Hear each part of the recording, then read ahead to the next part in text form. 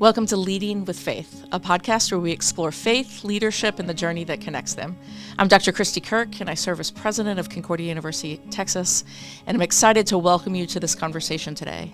I pray that through these conversations, you are challenged to lead with faith in your own vocational callings.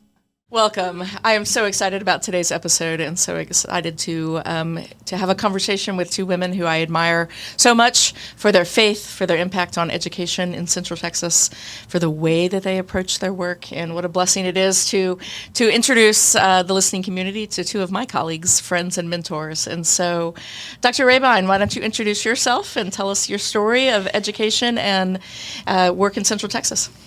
I'm Edna Rehbein. I have a doctorate in Spanish-American literature, but most of my work ended up being in Mexican-American literature, Mexican-American studies, and then I became an administrator while I was at Concordia. Right out of graduate school, I became dean, and then I moved up, and then I went on to Texas Lutheran for a year, and then I started working at Texas State University and helped start the campus in Round Rock. Mm-hmm. And led that organization for? About 20 years. Yeah, and Texas State Round Rock. Then I retired in 2019, right before the pandemic. Oh, that was good timing. It worked out well. And Dr. Ann Schwartz, tell us about you. So my background is in both sociology and social work, and I have primarily been a professor of sociology and entirely at Concordia. Mm-hmm. So I teach, but also I'm the coordinator of our service learning program. I'm currently the director of our School of Humanities and Social Sciences, and I think wear a few other hats as well. And I'm one of the members of the faculty now that has been at both our historic campus and our current campus. So I've had a wonderful long tenure at Concordia so far. I love that, and my connection to this is I had Dr. Rehbein as a student, and also she was an administrator, so vice president of academics, I think, during my tenure as a student. And then Dr. Schwartz, and you came on board 1996. Yep, so right after I graduated. Yes. So I did not get to have you in class, but certainly got to hear the stories of decades of students who have had you and the impact on that. I said to Dr. Schwartz when I invited her to do this that we have decades, or centuries of experience at Concordia. Like, oh, wait, maybe it just feels that way. 2 centuries for sure. Yeah, I like that. Exactly. Let's talk a little bit about Concordia and really what it meant for you a while ago, and then you, Anne, more recently, and continuing to teach in a place where your faith is front and center of how you approach your vocation. And Edna, you had the journey of both public and private, faith-based and non-faith-based. So talk us a little bit about that journey. It was the right place for me at the right time. I had been at a private liberal arts college for my undergraduate degree, and then I went to UT Austin for my master's and doctorate. And quite frankly, I had become very disillusioned with higher education at the time. But then I got the call from Dr. Milton Reamer, to come interview at Concordia.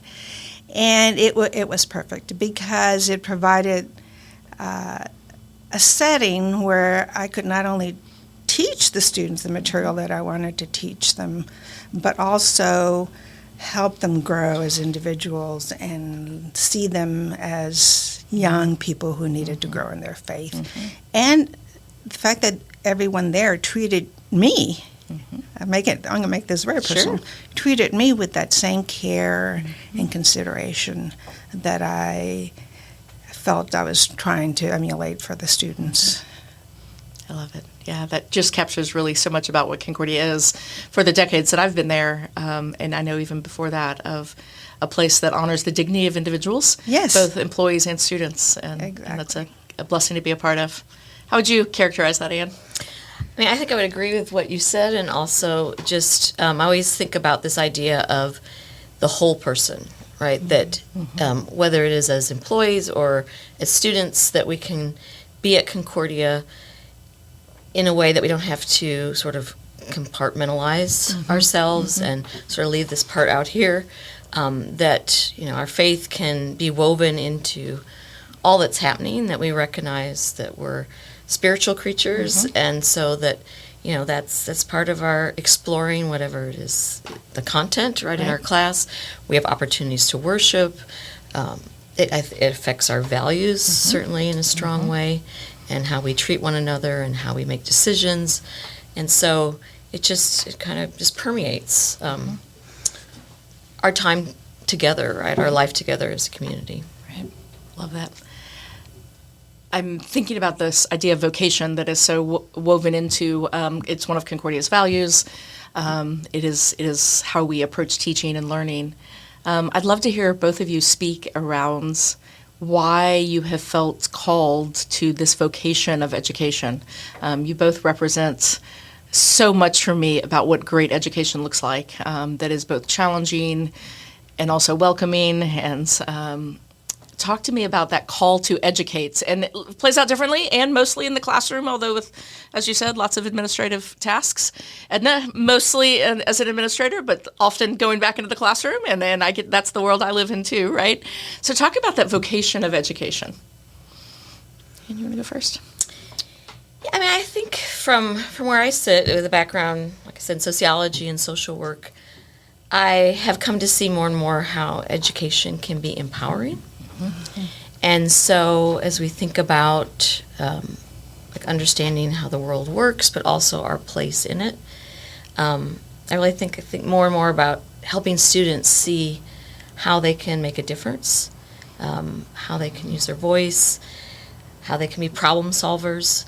And so it's both wanting them to, really understand and learn the things that are part of the discipline, right? But also to see how they're going to apply and how they're going to move forward in their lives, being able to make a difference. You talk a little bit more about that, Anne, because, I think about our vision statement that talks about meaningful work. I think about really the post-pandemic world that we live in and sort of the need for legitimates, for significance in life. Why do you think that's so important to make it not just about content, but about the person and then what you're equipping them to do?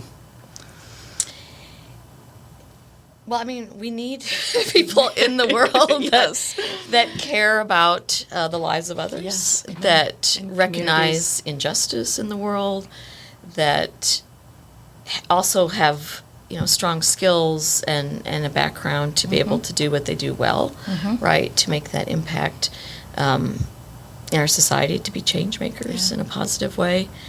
I just think about just this week, being in a course talking about some really hard realities, which I think happens in sociology somewhat frequently. Sure. But and just having a really great conversation with a student afterwards that became very emotional because of really thinking about the reality of people that were affected by a social issue. Yeah. And then we had a long conversation about the role that the student might play right in that social issue, and so just having those opportunities. I love it. Good. How about for you, Dr. Rehbein? How does that vocation of an educator kind of play out for you? I always loved school, and my parents always emphasized school, even though they did not have the opportunity to go to school. My father was from Mexico, an immigrant from Mexico, and my mother was born in Texas, but never had the privilege to complete high school even because her father died and she took over. But they always emphasized the importance of an education, and I felt that given the opportunity to go to college, become educated, was really an empowering opportunity for me, and that I was going to use it fully because of what Anne just said. It empowers you. It gives you this ability to speak up for yourself. I felt I needed to speak up for my parents and my family, but also for others, and to be able to communicate to others that they're not alone and that they also have a voice, and help them find their voice. So my vision or my goal has always been to get students to that point where they are comfortable with who they are and become comfortable with their experiences, so that they can then go on and impact other people with their opinions based on what they have experienced. Let me share a personal story about your class, Dr. Rehbein. And it's funny, 30 years after I graduated from college, the things that stick in your mind, right? Sure. And certainly not every professor and every class period does, but for yours, and it fits in right with what you're saying about developing your voice and really developing critical thinking, which is both a very needed skill in the world. But I distinctly remember in the class that you taught, probably history and culture of the Mexican American, if I remember correctly, in the TV studio. So those of you familiar with our historic campus can kind of picture that. It made for awkward space, so I can remember that distinctly. But you gave us note cards, and at the end of every class, or at some point in every class, we had to write a question down and give it to you, and that you engaged in conversations around those questions. And I just remember that being really hard for me at the time, because I don't know, I'm here to just learn from you, not to engage in a conversation. And what you taught me with that one small pedagogical practice is teaching is about a conversation. It is about where the student is. And sometimes the questions submitted were just like, I forgot what year you said something happened. And other times it was a much more in-depth, like, I'm wrestling with this. I don't understand this. And again, it's funny that sticks with me all these years later, but has deeply impacted how I approach pedagogy when I get a chance to go in the classroom too. Well, I'm very, very glad to hear that, because I always told my students, I told my children, you just need to ask a question. It doesn't have to be something profound. Ask the question, become engaged. And let them know that you are thinking about this, and move on from there. And it forced us as students to learn to practice our voice. Exactly. That I literally remember sometimes staring at that blank note card of like, I don't know, but forcing the skill of practicing a engagement in a learning conversation that was so. And again, I'm old enough that most classrooms were pretty traditional, like sage on the stage sort of classrooms, right? Whereas yours forced that interaction. And talk about what that looks like today. How do you engage? Because we live in a world where students are struggling with interaction in many ways post-pandemic, and certainly developing their own voice and engaging in academic learning conversations. What kind of practices do you do, and how do you bring students into it that way? Yeah, I mean, I think there's a lot competing for our attention. And then also, as you said, we're maybe not having as much sort of face-to-face interaction, or that's changed. Yeah. And so we're experiencing that differently in the classroom. I think for me, it's been about trying a lot of different things. And so there's certainly still is space for conveying knowledge and in some traditional ways, but really trying to maybe start with discussion, start with kind of a provocative question, and then get into material. Trying a lot of different activities, and something I just tried recently, I'm teaching a section of Introduction to Social Work. And, at Concordia, like a lot of institutions of higher ed, we're talking a lot about technology and AI and all those things and what they mean for what we're doing. And so I decided in that course I'm going to have a whole session on just kind of technology and social work. And then as I started thinking about that, I connected with our esports coach on campus, and I found some interesting games. And so I ended up having a session of that course in the esports arena where the students played games. Like, for instance, there was one where it's a simulation of someone's experience of having dementia and walking around in their apartment. And so so that was something new and different. Yeah, I love it. that I wasn't doing 10 years ago. But really did help the students engage in how could this help train social workers? How could this be used with clients and clients' families? And so...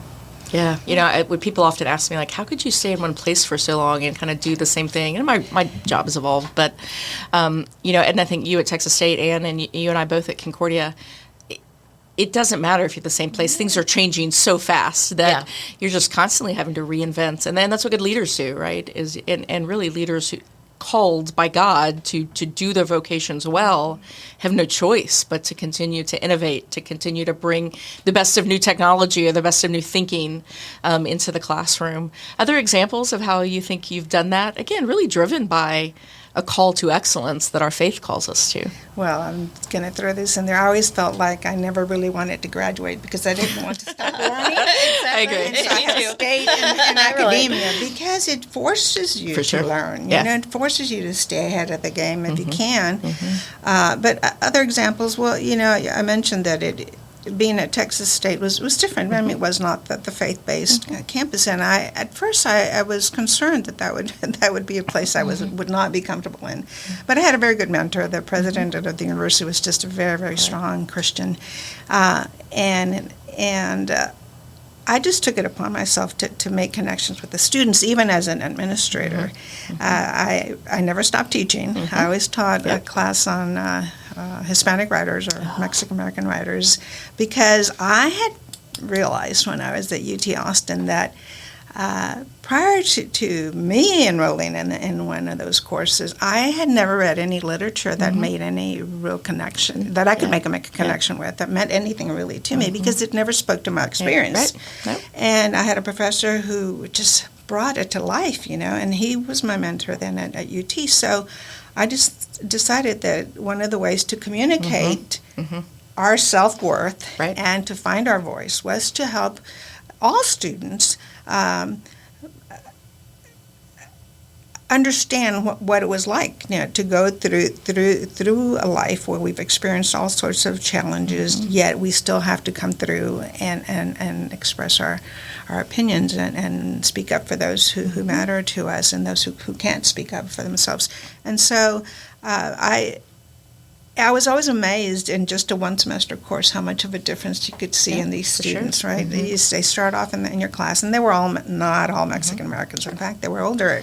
I had older students. They were non-traditional students at first, and so here they were already in their 30s and 40s and even some 50s, and they had never read anything like this, no matter what their background was. And you know, them expressing with a great deal of emotion that, wow, you know, I finally can understand some of these feelings that I had about growing up and about my culture, even if it was different.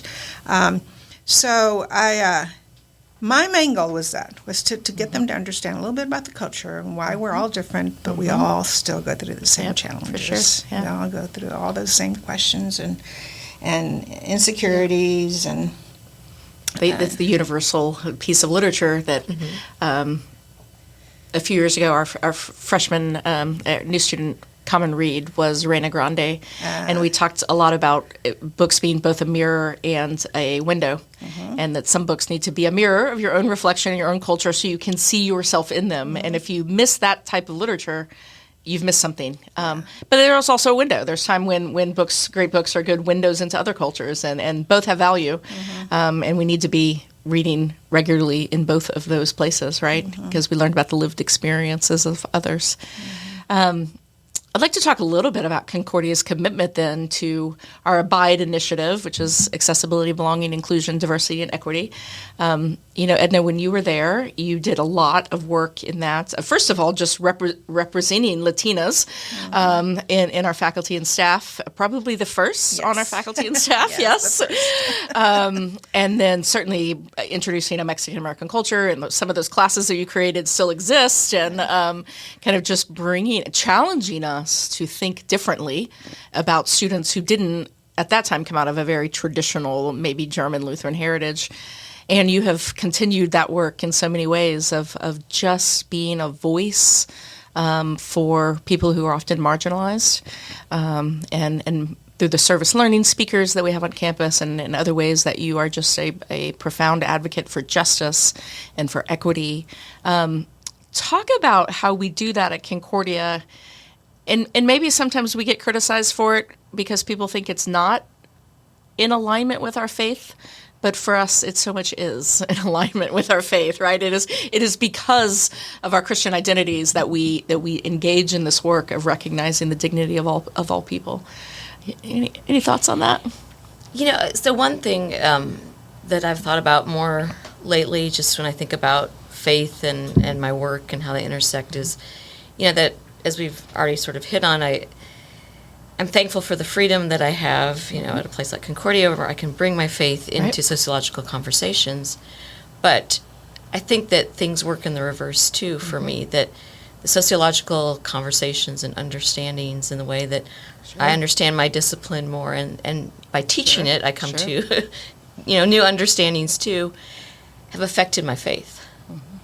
And so the more that I've been able to understand how structures affect people differently and there's different outcomes and so on, that then it drives me to want to love and serve my neighbor more and in different ways and look for those ways. And so so I think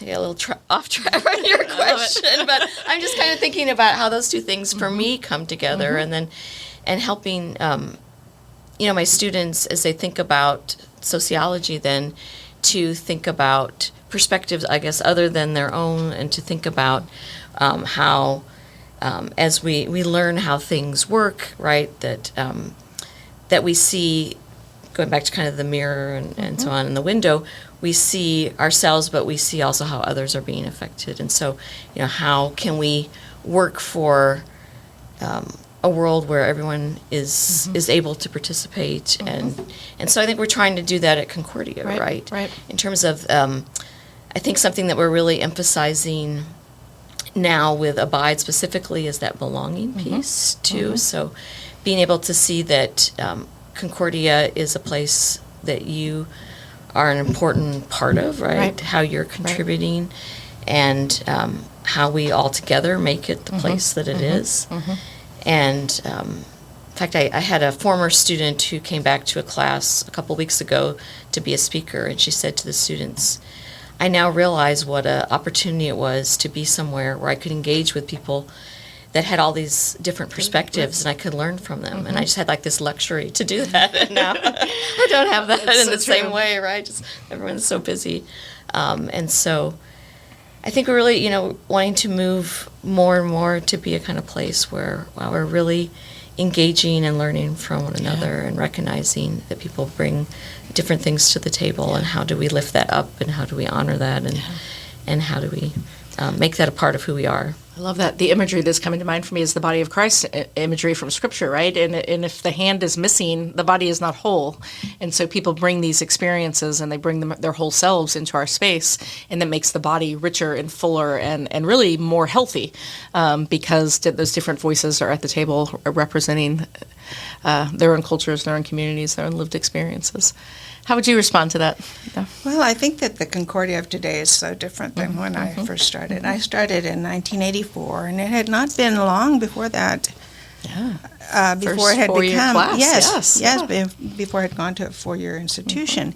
And as you probably know, I'm sure you know, it had primarily served students who were going into the ministry, either teaching or ministry. And so the majority of the students were Lutheran, had a Lutheran background. But when I got there in 84, there was starting to be some diversity. The sports, and then I don't know, I'm not sure where all the students were coming from. Location, I suppose. So they were just geographically close. Yes. But we also had some big groups out of San Antonio and Houston, which made sense, And what I noticed right away was that I had become a new Lutheran. Right before I got the call to go interview at Concordia. And so I had this zeal and this fervor to share that peace that I felt. And I felt like perhaps some of the students were missing that, because, again, and it was at no fault of their own, but the professors who had been teaching there forever were of the assumption that everybody came with the same background, and so comments were made like, well, when you went through confirmation, when you were in Walther League, right? Yep. And the only reason I knew about Walther League was because of my husband's experience, and he had spoken about it. And so I was concerned that some students were being marginalized. And so what I decided to do was to share my voice, my perspective, and say, there are other ways of looking at things, and there's other belief systems, and there's other, and they're just as valid. They may not be what works for you or for for us here, but these students are coming with these belief systems that they've grown up with, and it's what's kept them grounded. And so we need to acknowledge that. And so one of the things I did was I recommended that we add a course on Intro to Christianity, because again the assumption was that everybody could pick up the Bible and read it and knew how to read it. I didn't know how to read it until I started doing that right before I joined the Lutheran Church. It was not my tradition, and so I thought, okay, people are not comfortable with this, and it's going to be very alienating to them to expect them to understand all this. And so it was approved, and I don't know that it is anymore, but it was one of the options for a while. But the other thing was, that's when I decided, okay, the Mexican American Studies major that I was asked to teach had been designed under Dr. Grokak, and he had developed Alzheimer's, and so he hadn't fully developed it, all the courses. And so one of the courses in there was this history of the culture, and I thought, this is my opportunity. I will teach culture and history of the people, because this people, something I know, I know, and I should share. Because if you're going to understand the people, you need to understand, where we're coming from. Yeah. And so I think it helped, and I can see the development, I can see the transition, I can see how things have changed, and of course the growth and the enrollment. In Spanish, there's a word for development, which I like. I like it in Spanish. It's desarrollo, desarrollar. It's to unroll, like that. Yeah, like a scroll. So we're unrolling these people, their experiences. We're unrolling who they are and helping them really reveal themselves. And so I felt that providing opportunities to students to learn about themselves, and the faculty as well, to learn about the students that we were working with and learn about the communities that they might go work in, would really be a great service for them. And so much more, even continued necessary, maybe even more necessary in today's society, right? Of course. We know that one of the great kind of foundations of education is hearing the experiences of other people, and engaging in civil discourse with people who might have different experiences than you. And we don't do this very well in our society these days. But at places like Concordia, all educational institutions, but certainly at Concordia, where we know each other by name, the opportunity to just sit down across the table from someone and say, I don't think I see the world the same way as you do. Can you tell me about it? And the powerful learning that can happen. You might still disagree when it's over, but powerful learning and powerful empathy and compassion that can be built in that conversation that says, maybe I don't agree with you, but now at least I understand you a little better, or I understand that way of thinking. And those conversations, we hope, are happening in classrooms across campus all day, every day, right? All right, we are rapidly running out of time, and I could spend all day talking to you both about these things. I want you to think back to your early days at Concordia, and maybe speak to yourself then, as well as just maybe the students around you, and say, what encouragement or advice would you give to someone then, and kind of how have you seen that played out, particularly in terms of kind of faith and learning, faith and leading? Yeah, that's a great question. I mean, I think to look forward to where they are right now in their lives with excitement, right? Amen, yeah. So maybe going back to what you were saying about the unrolling, right? That I know there's a side to that which can be anxiety provoking, right? Of not knowing exactly, what's my career going to be, and exactly where am I going, and how is this all fitting together. But there can also be a real excitement too. I don't know the end of the story, right? And there's so much of the story to happen. And I think I always encourage students too to say that, I feel like nothing is wasted. So you might go this direction and then you change course, but there is something from that direction now that is going to affect you later on that you can use. And will be part of the beauty of your story. And I feel like, you're saying from the early days at Concordia, I mean, from there I wasn't a student, but just, starting out in this endeavor as a new professor. And I couldn't have imagined the different things that I would have the opportunity to be a part of and to do over the years. And that I didn't necessarily think would be the path exactly it would go on. But so to sort of rest in that and to enjoy the moment, but also, be expecting that God is going to do something wonderful in your life. Yep. And those what feel like detours are really sometimes the core part of the vocational journey. God's hand in that, for sure. How about for you, Dr. Rehbein?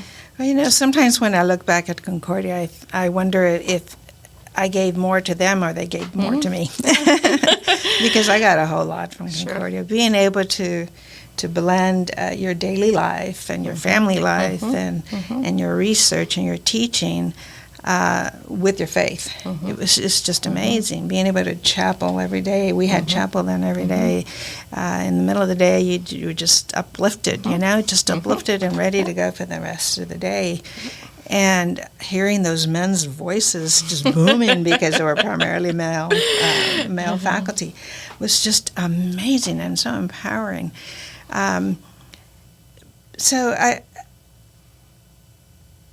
I think what I take from all that is just the fact that I felt personally very, very empowered to continue to do what I felt was right. I felt a trust from the faculty that what I was doing was good and meaningful, and that I should continue doing what I was doing. Teaching students. Sharing my experiences, leading students.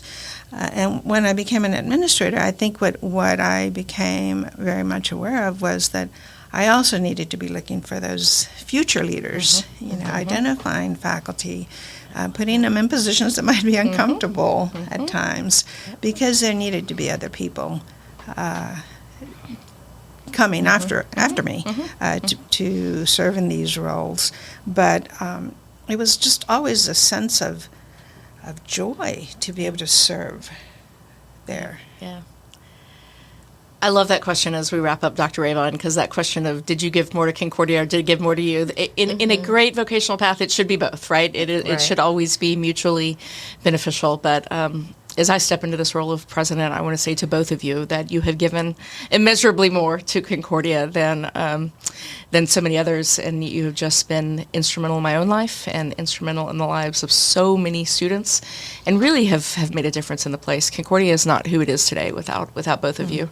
And so on behalf of the administration of Concordia, I really want to say thank you to you. You were there in really fragile days and in really challenging days, to your point, as we were starting a four-year endeavor and really changing the institution. And then, Anne, you have led so well and so faithfully for these last 30 years and have created programs that will live long past your time, and seen the change in the lives of students because they get to work with you. So thank you. Thank you for all that you've given. I hope you have also received, but I'm deeply, deeply appreciative for the ways that you have given.